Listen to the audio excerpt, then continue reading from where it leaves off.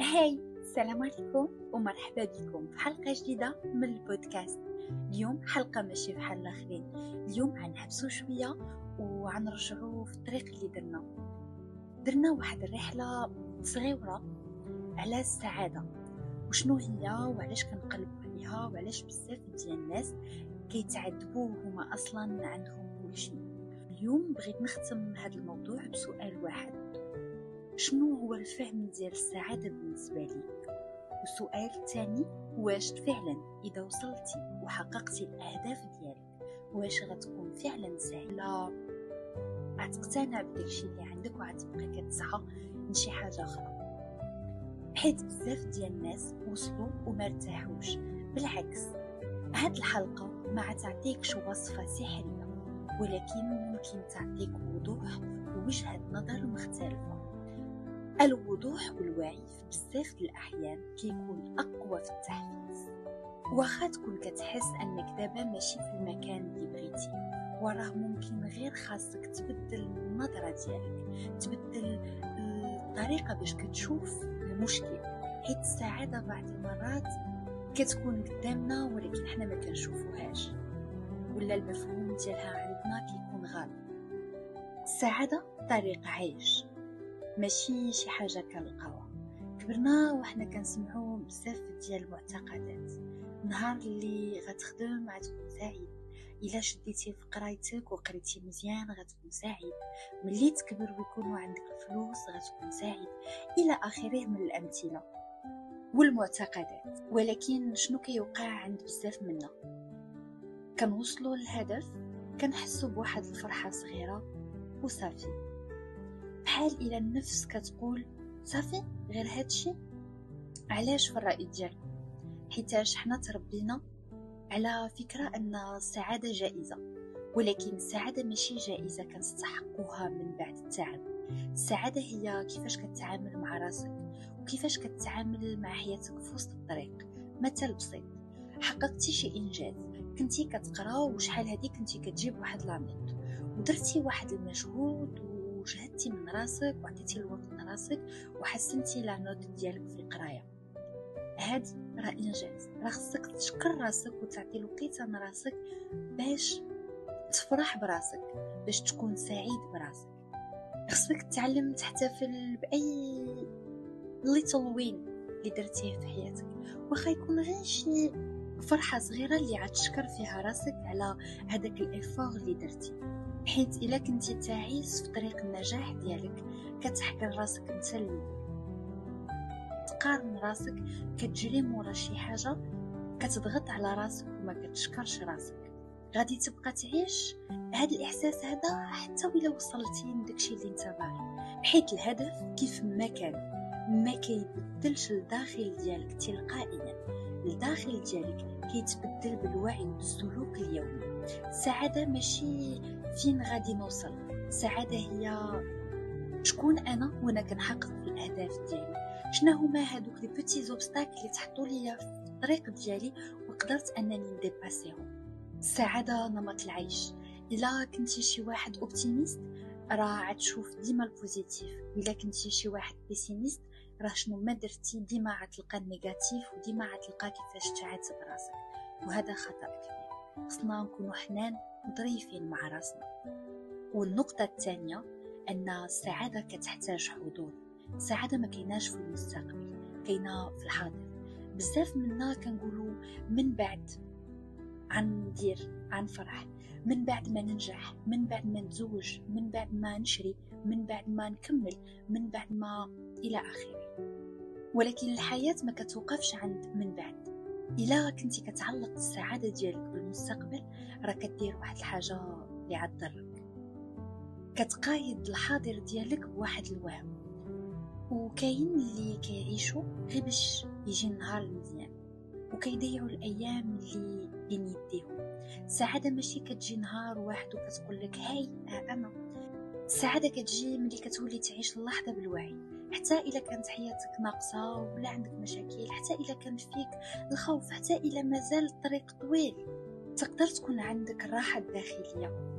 الحضور ماشي انك تكون ضاحك طول الوقت، الحضور هو انك تكون هنا، تسمع راسك، تفهم بشنو كتحس وتقبل أنك بشر. ومن هنا كيبدا التغيير. والنقطة الثالثة، السعادة هي طريقة تعامل من رغم وجود المشاكل. واحد الوهم كبير، نهار نتهنى من المشكل غادي نكون سعيد. بيني وبينك بكل صراحة، واش كتعتقد أنه غيجي واحد النهار اللي ما يكون عندك فيه حتى شي مشكل؟ ما كنظنش، حيت سيرة الحياة هي هذا، فيها الزوين فيها الخايب، وحنا كنتعاملوا مع المشاكل وكنولفوا عليهم وكنتعلموا نتعاملوا معاهم. المشاكل في حياتنا كيتبدلوا ولكن ما كيتسالاوش. اليوم مشكل في الشغل، غدا مشكل في العلاقات، بعده مشكل في الصحة الله يبعد علينا وعليكم البلا والباس، ومن بعد كاين المسؤوليات، وهذا الشيء طبيعي، هذه هي سنة الحياة.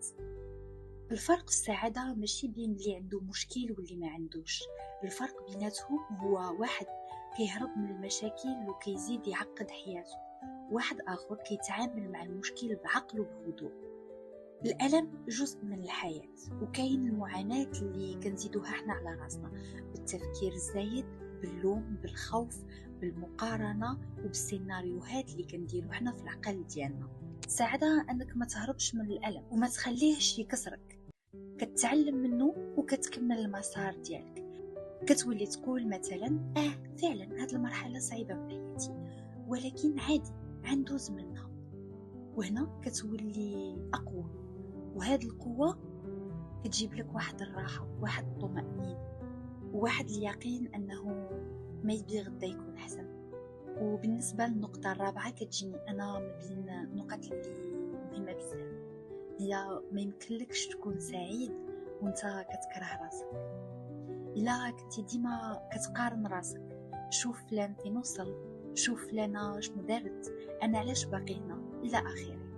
إلا كنتي كتجلد راسك على كل غلط وكتحكم على راسك بلا رحمة وكتشوف راسك ناقص ديما، مهما درتي السعادة غادي تبقى بعيدة، حيت انت داير حرب داخلية بينك بين راسك.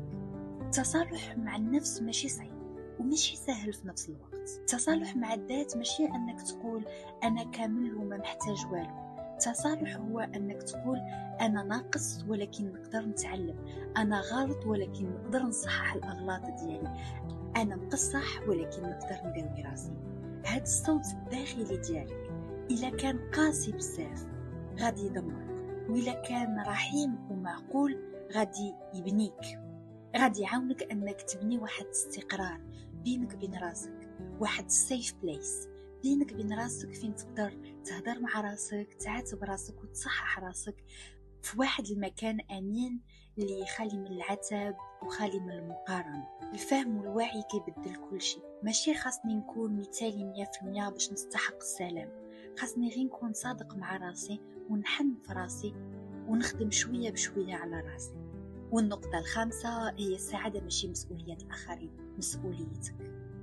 بزاف ديال الناس كيقولوا إلا تبدل فلان ولا فلانة غادي نرتاح، إلا تحسن الوضع غادي نكون مزيان، إلا فهموني الناس كتار غادي نرتاح.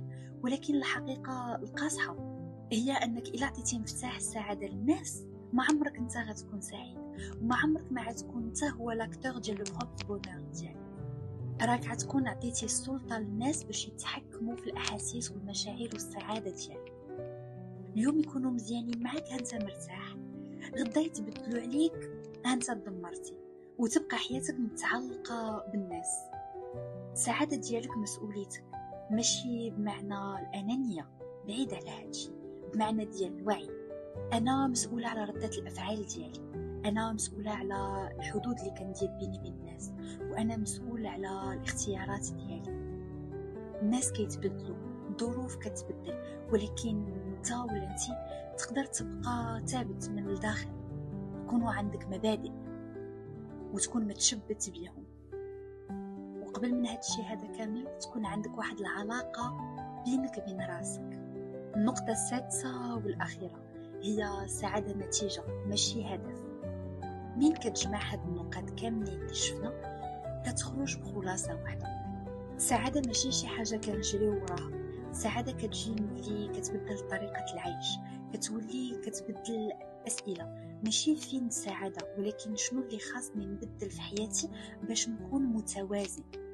كتبدل التركيز ديالك ماشي غير على النتائج ولكن على العادات.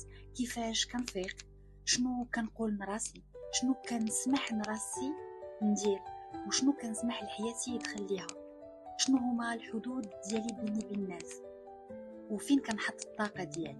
وملي كيكون عندنا الوعي، من هنا كتولي السعاده كتجي بوحدها، حيت كتولي عايش بطريقه صحيحه.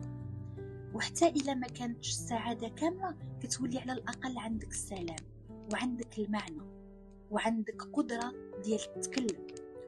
وهذا هو اللي ناقص، وهذا هو اللي كنقصد، ان السعاده فهم، وعي اللي كيبدل الطريقه اللي كنشوفوا بها الحياه.